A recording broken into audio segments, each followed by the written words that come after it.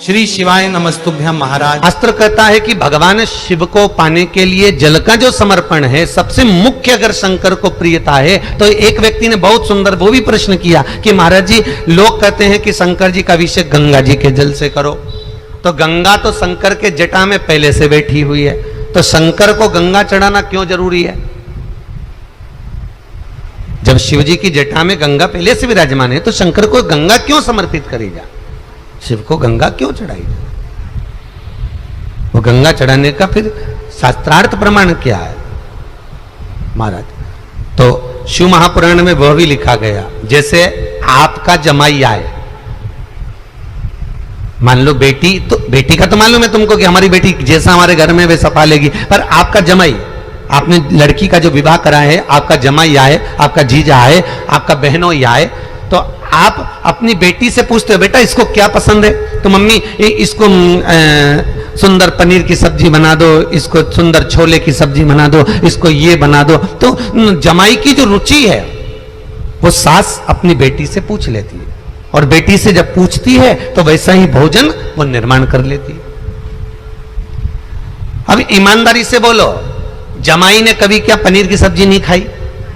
अरे बोलो तो खाई ना। छोले की सब्जी खाई कि नहीं खाई? खूब खाई। जब उन्होंने पनीर की सब्जी खाई, छोले की सब्जी खाई, उन्होंने खूब सारा भोजन करा है, फिर उनको पनीर की सब्जी देने से क्या फायदा, फिर उनको छोला देने से क्या फायदा? पर हम इसलिए देते हैं क्योंकि जमाई को वो पनीर की सब्जी, वो छोले की सब्जी प्रिय है। तो लोग पूछते हैं कि शंकर जी की जटा में गंगा जी है तो उनको गंगा जल देने से क्या फायदा है? उसका कारण केवल इतना है कि शिव को गंगा प्रिय है, शंकर को गंगा प्रिय। कितना सुंदर कहा है, घृत वैभव प्रदान कर, घृत वैभवता देता है। शंकर भगवान के शिवलिंग पर घृत चढ़ाने के बाद आपने दही चढ़ाया शिव जी को, ठीक है, आपने दूध चढ़ाया, जल चढ़ाया, दही चढ़ाया, शहद चढ़ाया, शक्कर चढ़ाई, मिष्ठान चढ़ाया, जो भी आप शिव जी को चढ़ा रहे हो उसमें से केवल एक पदार्थ, एक वस्तु, घी, शंकर के शिवलिंग पर चढ़ाने के बाद में उसी शिवलिंग का घृत, जहां शिवलिंग रखा हुआ है, शिवलिंग जहां रखा रहता है उस कटी पर उस घृत से हस्त फेर देना चाहिए अपनी मनोकामना कर कर। जो अभिषेक आपने किया है वो अभिषेक का फल भगवान भोलेनाथ कुछ ही दिन में प्रदान कर देते हैं। मात्र उंगली फेर देने पर, घृत पात्र की उंगली, घृत का जो आप अभिषेक कर रहे हो, जल चढ़ा रहे हो, दूध चढ़ा रहे हो, आप पंचामृत सामग्री समर्पित कर रहे हो, आप दुनिया की सारी वस्तु भगवान को दे रहे हो, तो घी चढ़ाते समय जब घी चढ़ जाए, शंकर के शिवलिंग पर घी चढ़ गया, उसकी एक उंगली लेकर शिव मंदिर में जहां शंकर जी पिंडी पर बैठे हैं उस जलाधारी पर जो शिवलिंग रखा हुआ है उसके चारों तरफ उस घृत को लगा देना चाहिए अपनी कामना कर कर। महाराज शिव उसको स्वीकार करता है। क्यों? शंकर और पार्वती के मिलन स्थल माता पार्वती की गोद में भगवान शंकर का जो शिवलिंग स्वरूप विराजमान है, हस्त कमल के अंतर्गत जो भगवान विराजमान है, उसका फल चोगना मिल जाए। अंतर्गत जो भगवान विराजमान है उसका फल चोगना मिल जाए। शक्तिपीठ नाम सुना है? अरे बोलो तो, जितने लोग कथा सुन रहे, शक्तिपीठ नाम सुना है? शक्तिपीठ का मतलब क्या होता है? जहां पर माता सती के अंग के टुकड़े होकर गिर पड़े वो शक्तिपीठ के रूप में निर्मित हो गए।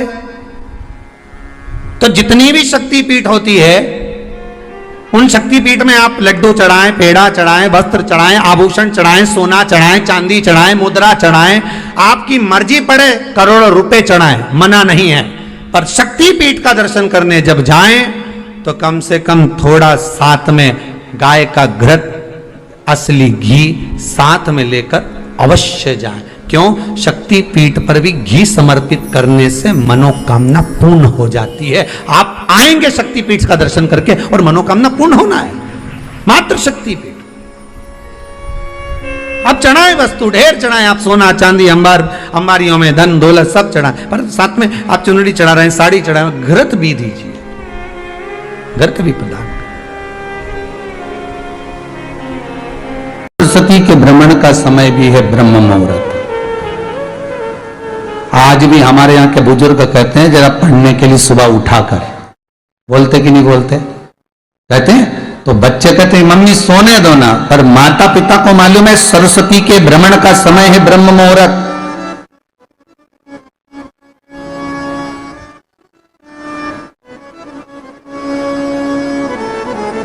और ब्रह्म मुहूर्त के बाद में सरस्वती महाराज पितरों का समय जब 10:30 का आता है, उस समय तक सरस्वती नित्य स्मरण में भ्रमण पर निकलती है। सुबह ब्रह्म मुहूर्त से लेकर सुबह 10:30 बजे तक बच्चा जिस चीज को पढ़ेगा वो भूल नहीं सकता, ये पक्की गारंटी है। इसलिए स्कूलों का जो समय होता था वो सुबह का होता था। स्कूलों का समय दिन का नहीं होता था, सुबह का 7 बजे स्कूल चालू हो जाता था और अच्छी अच्छी क्लासें पहले ली जाती थी। नियम था स्कूलों का, मैथ की क्लास, साइंस की क्लास, फिजिक्स, केमिस्ट्री आदि का जितनी भी क्लासें होती थी वो पहले ली जाती। उसके बाद में जो साधारण क्लासें होती थी वो क्लासें बाद में ली जाती थी। प्रदोष काल के समय पर बट वृक्ष के नीचे दिया लगाया जाता है। बट वृक्ष के नीचे लौंग का मात्र भोग रख दिया जाता है। लौंग मात्र, अगर बट वृक्ष के नीचे दिया लगाकर एक लौंग का जल या लौंग भगवान बटकेश्वर महादेव के नाम से भी अगर शिव को समर्पित करी है तो ये निश्चित है कि कर्जा कितना भी भारी होगा वो कर्जा चूकेगा जरूर, और कहीं ना कहीं से लक्ष्मी की व्यवस्था देवाधिदेव महादेव करेंगे। एक पत्र आया है, इसी पत्र किसी ने अपना फोटो माता लक्ष्मी, एक बार भगवान विष्णु से प्रश्न करी है कि ये सारा ठाट भगवान नारायण आपको बैकुंठ का राज्य कैसे मिला, आप बैकुंठ के अधिपति कैसे बने, आपको जो बैकुंठ कैसे प्राप्त हुआ?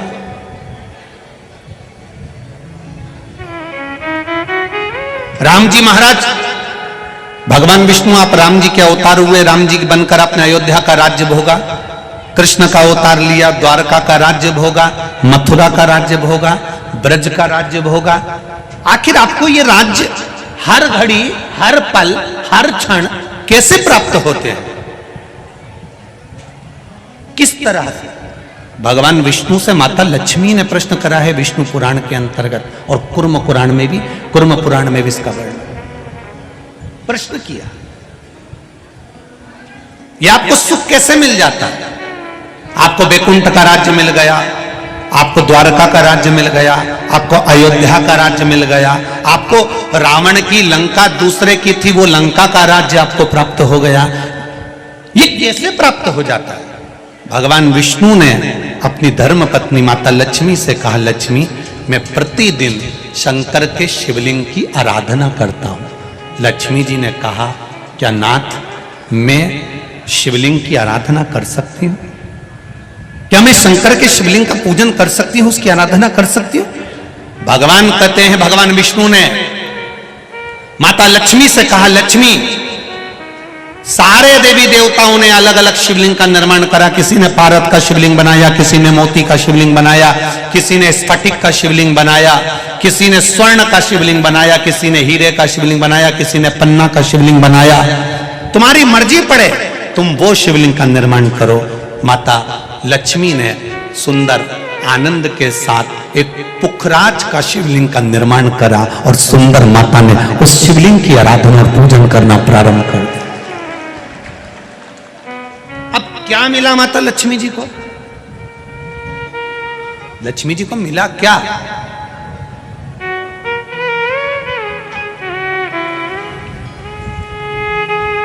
क्या प्राप्त हुआ माता लक्ष्मी जी?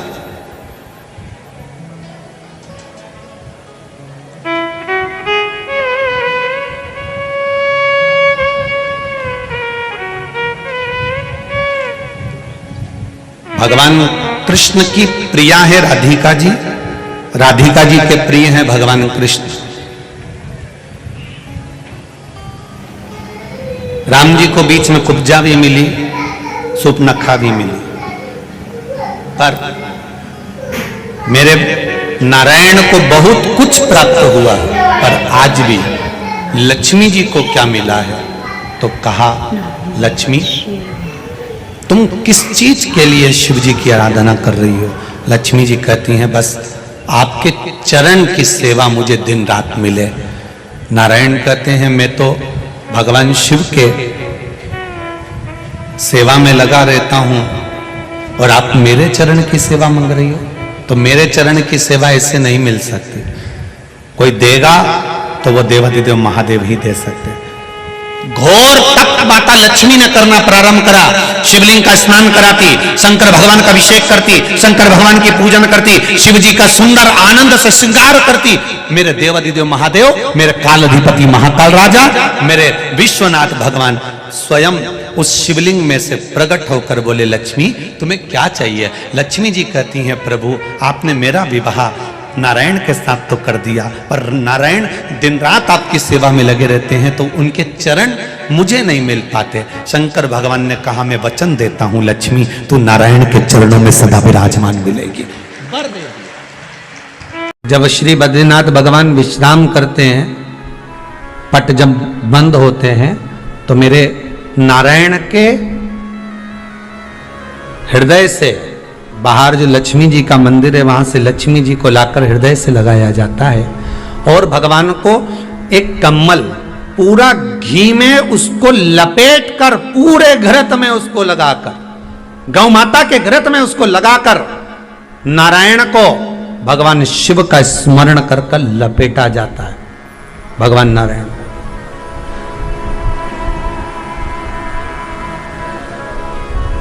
बद्रीनाथ बाबा के मंदिर में दिया घी से भर दिया जाता है, ताले लगा दिए जाते हैं, सब नीचे आ जाते हैं। जब अक्षय तृतीया के समय पर पट खोलते हैं, बाबा का कम्मल घृत से जुड़ा हुआ वैसा कि वैसे ही घृत भरा हुआ, घृत में स्थिरता है, घर में घृत के अंदर लक्ष्मी का भाव आ जाता है। हमारे यहाँ हिंदू धर्म में बहुत सुंदर बात कही जाती थी पहले, आजकल जमाने में कहते कि नहीं कहते मालूम नहीं, पर मारवाड़ के अंदर एक रीति थी। घर के अंदर, रसोई घर में एक इतनी बड़ी कुल्हड़ होती थी जिसमें घी भरा होता था, छोटी सी चम्मच होती थी, उसमें पूरे घर का घी खाली हो जाए और उस कुल्हड़ का घी खाली नहीं होना चाहिए। नानी भाई का मायरा सुना है आप लोगों ने? अगर नानी भाई का मायरा सुना होगा तो नानी भाई के मायरे में नरसिंह मेहता जी की जो दादी के प्राण छूटे थे, वो केवल इसी बात पे छूटे थे। अगर नानी भाई का मायरा सुना होगा तो आपको मालूम होगा, नानी भाई के मायरे में जब नरसिंह मेहता भोजन करने के लिए बैठे तो नरसिंह मेहता की भाभी दुरत गौरी ने कह दिया दादी के सामने, जब दादी बोली क्यों इसकी रोटी में घी नहीं लगा, तो कहा कुल्हड़ का घी समाप्त हो गया है, रसोई घर में जो बाटकी रखी थी उसका घी समाप्त हो गया। जय कुंवर भाई को चिंता लग गई, आंखों से अश्रु बहने लगे और जय कुंवर भाई, नरसिंह मेहता की दादी प्राणों को छोड़ दी कि मेरे रसोई घर का घी समाप्त हो गया, मतलब ये घर अब बर्बाद होने में देरी नहीं लगेगी। नानी भाई का मायरा कहता है दादी के प्राण छूट गए थे, नैनों से नीर बह रहा था, केवल जरा सा संवाद। शास्त्र कहता है घर के रसोई घर में जिस बाटकी से आप रोटी पर घी लगाते हो उसकी बाटकी में भले आधा चम्मच घी पड़ा पर पड़े रहना चाहिए। क्यों? वो लक्ष्मी को घटने नहीं देता। जिस दिन बाटकी मंज जाए, साफ हो जाए, उस दिन उसी दिन उसको धोकर पोंछ कर वापस भर देना चाहिए। अगर बाटकी गंदी हो गई तो आप धो पोछो, मना नहीं है, पर उसको धोने पोंछने से पहले एक कटोरी में घी भर दो, चम्मच रख दो। पर रसोई घर में बाटकी में घी होना चाहिए और उसमें आप डालते रहो और लगाते रहो, रोटी में चलेगा, पर बाटकी का घी समाप्त नहीं होना चाहिए, कुल्हड़ का घी समाप्त नहीं होना चाहिए। वो बरकत है, वो भंडार है, वो संपदा है हमारी।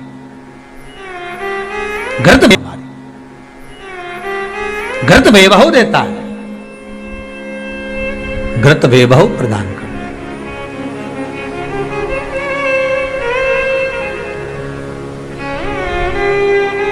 घृत वैभवता देता है। एक राजा ने आज अपने सैनिकों से कहा ठंड ज्यादा पड़ रही है, बहुत तेज ठंड है, एक काम करो, आज की सभा महल के अंदर नहीं लगेगी, महल के बाहर लगेगी।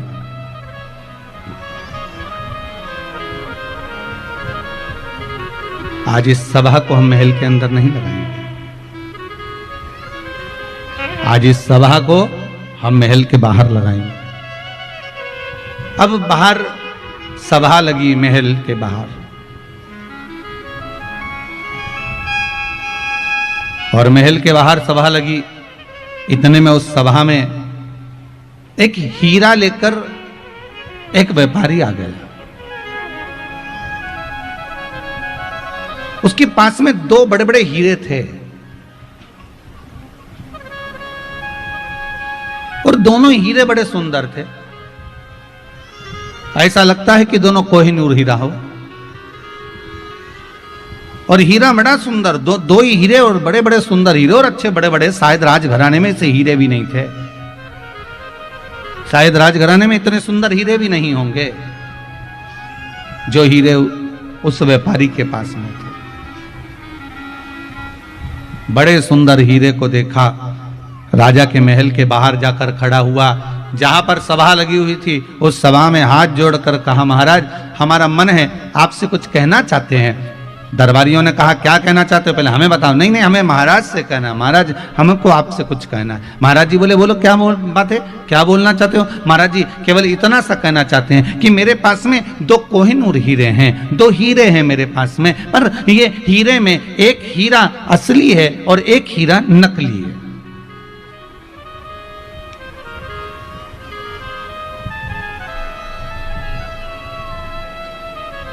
मेरे दो हीरों में एक हीरा असली है और एक हीरा नकली है। महाराज इतना सा चाहता हूं, यदि आपने या आपकी सभा में जितने मंत्री बैठे हुए हैं, जितने विद्वान से विद्वान बैठे हुए हैं, जितने ज्ञानी से ज्ञानी बैठे हुए हैं, अब राजा की सभा में कौन नहीं होता, विद्वान से विद्वान ब्राह्मण भी होते, पंडित भी होते, साधुजन भी होते, संतजन भी होते, मंत्री भी होते, संतरी भी होते, जो सारे जितने बैठे हुए हैं, जितने सैनिक, जितने मंत्री, जितने सभासद जितने बैठे हुए हैं, जितने जुहरी बैठे हुए हैं, मेरा निवेदन है, अगर आपकी सभा में और आप बता दोगे कि असली हीरा कौन सा है और नकली हीरा कौन सा है, आपने बता दिया असली कौन सा है तो मैं असली हीरा आपको देकर चले जाऊंगा, और अगर नहीं बताया तो आपसे हीरे की कीमत लेकर आऊंगा, क्योंकि मैं सारे राज्यों में घूमता घूमता आया हूं, हर राज्य में मैं जीतता आया हूं, क्योंकि आज तक कोई मिला ही नहीं कि जिसने बता दिया कि इसमें असली हीरा कौन सा। जितने का हीरा है उतने का रुपया मैं आपसे लेकर जाऊंगा। अगर आपने गलत उत्तर दिया तो, अगर हीरा असली बता दिया तो वो हीरा आपका, और हीरा असली नहीं बता पाए तो उस हीरे की कीमत आपको देना है, वो हीरे की कीमत आपको देना पड़ेगी। राजा ने कहा, बड़े बुरे फंसे, अगर हीरा मालूम पड़ गया तो ठीक है कि मिल जाएगा, और अपने राज्य में इतना सुंदर हीरा है भी नहीं और इतना बढ़िया हीरा अपने को प्राप्त हो जाएगा। पर दिक्कत इस बात की है, अगर हीरा नहीं पहचान में आया तो बताओ 5-10 करोड़ रुपए तो वैसे देना पड़ेगा, और ना जाने कितने ले जाए इसका क्या भरोसा है, क्योंकि 10 करोड़ से कम का हीरा तो दिख नहीं रहा। अब इतना हीरे का पेमेंट तो देना ही पड़ेगा। फिर भी राजा ने कहा, हमारे पास में बहुत अच्छे अच्छे जौहरी बैठे हुए हैं, हमारे पास में बहुत बड़े बड़े सभासद बैठे हुए हैं, हमारे पास में बहुत बड़े बड़े मंत्री बैठे हुए हैं, सब बताएंगे कि हीरा कौन सा असली है कौन सा नकली है, ये सब बताएंगे। राजा ने सबको कहा, जाओ देखो जरा, जाते जाओ। अब कुछ तो उठ के जाने लगे, पर कुछ के मन में आया, अगर हमने बता दिया और ये नकली निकला तो राजा हमारा माथा खा जाएगा, हम तो उठे ही नहीं तो अच्छा है। अब आधे उठ नहीं रहे, कोई जा रहा है, कोई आ रहा है, कोई नहीं जा रहा, कोई नहीं आ रहा, आधे जा रहे हैं, आधे आ रहे हैं, उठते ही सब हार गए, कोई उठने को तैयार नहीं हुआ, कुछ लोग गए तो उत्तर दे नहीं पाए। आखिरी में एक अंधा व्यक्ति बाहर खड़ा हुआ था, कोई अंधा बाबा बाहर खड़ा हुआ था। उस अंधे बाबा ने अंदर सूचना पहुंचाई कि मेरे को आवाज सुनाई दिए कि कोई 2 हीरे लेकर आया है और वो हीरे पूछ रहा है इसमें असली कौन सा नकली कौन सा। तो अंधा बाबा बोला मुझे अंदर ले चलो, मैं बता सकता हूं कि असली हीरा कौन सा है और नकली हीरा कौन सा है। सैनिक लोग हंसने लगे, बताओ एक तो आंख से अंधा, हीरे को तो देख नहीं सकता और असली और नकली बताएगा कैसे ये। एक तो आंख से अंधा है, अब असली और नकली हीरा ये बताएगा कैसे। फिर भी अंदर ले गए सैनिकों ने, जाकर कहा महाराज दरवाजे पर एक अंधा बाबा आया है। अंधा बाबा कह रहा है कि हीरा मैं बताऊंगा। राजा ने कहा लेके आओ उसको, अंदर लेके आओ। राजा ने कहा महाराज आपको मालूम है आप आंख से अंधे हो। बाबा बोला हाँ गुरु, हाँ महाराज जी मेरे को मालूम मेरी आंखें नहीं है, बचपन से मेरी आंख गई हुई है। अच्छा तो आप कैसे बता सकते हो कि हीरा असली है कि नकली? अंधे बाबा बोले ये तो हीरा देख के बताऊंगा। तो आंख तो है ही नहीं, देखोगे क्या? नहीं मुझे बताना है बस आप मुझे। अब राजा ने मन में सोचा एक ने भी तो नहीं बताया, अब जो होगा देखा जाएगा, इस अंधे पर विश्वास करो। और अंधे पर विश्वास करा, अंधे को ले जाकर हीरे के पास खड़ा करा, हीरे के पास खड़ा करा। हीरे को देखकर अंधे ने बता दिया कि ये हीरा असली है और ये हीरा नकली है, पहचान कर बता दिया उसने। अंधे ने कह दिया ये हीरा असली है, ये हीरा नकली है। जैसे ही अंधे ने कहा, जो जोहरी था जो हीरा लेकर आया था व्यापारी, उसने कह दिया बिल्कुल सही बोला ये अंधा, ये अंधा बाबा बिल्कुल सही बोला है, ये हीरा असली है। राजा ने अपने नगर में डोंडी पिटवा दी, बहुत जोरदार आनंद में ये हीरा में प्राप्त हो गया, बिना पैसे के बिना शुल्क के।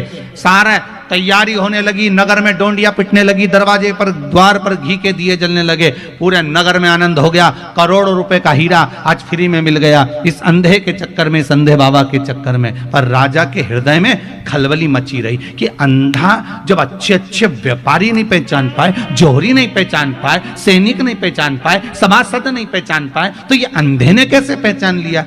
तो राजा उस अंधे के पास गया, अंधे से जाकर पूछा बाबा ये तो बताओ कि तुम पहचाने कैसे, तुम्हारी तो आंखें नहीं थी। इतने में वो अंधा बाबा बोला महाराज बात इतनी सी है, धूप बहुत तेज पड़ रही है, उस धूप में मैंने दोनों को हाथ लगा कर देखा, जो धूप में गर्म हो गया था वो कांच का टुकड़ा था, जो ठंडा था धूप में वो हीरा था।